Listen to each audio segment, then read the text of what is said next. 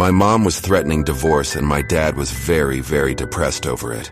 For about a week I went back and forth from the place my mom was staying and my home, where my dad was. I tried to make him feel better, and he kept asking me about my mom, asking me to talk to her, do anything I could to change her mind. I couldn't bring myself to tell him my mom had already made her decision. The night before Father's Day, I was leaving to spend the night with some friends. Before I left, I told him I'll be back early so I could make breakfast for him for Father's Day. He said he'll take a rain check. I didn't think anything of it. I went to a club that night and took some ecstasy. I was at the time also prescribed Adderall and was discreetly taking more than recommended. After an hour of feeling nothing, I began to feel lightheaded and hot. My heart started racing and I could barely think. I begged my friends to take me to the hospital, that something was happening to me. They shrugged it off. Finally, a boy I met that day who was friends with one of my friends drove me back to his house. The whole ride home I was struggling to regulate my breath and heart rate, fearing for my life. When we got to his house, my body began to calm down, leaving me extremely weak and exhausted.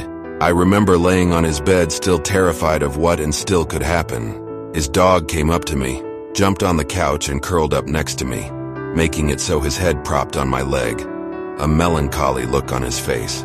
At about 6 a.m. all my friends were home, and after they begged forgiveness for not caring for me like they should have, I asked to be driven home. On the way I randomly started tearing up, thinking I'll have to ask my dad to take me to the hospital. Something doesn't feel right. When we got to the house, I went to the door to see a note taped onto it. It basically said, "Don't go in the house and call the police. I'm sorry for being such a coward." My already weakened heart dropped.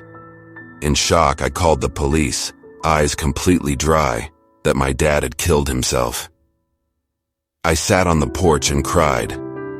There was a lot of crying that day. My mom wailed when she drove up to the house crying, "Oh my God, oh my God."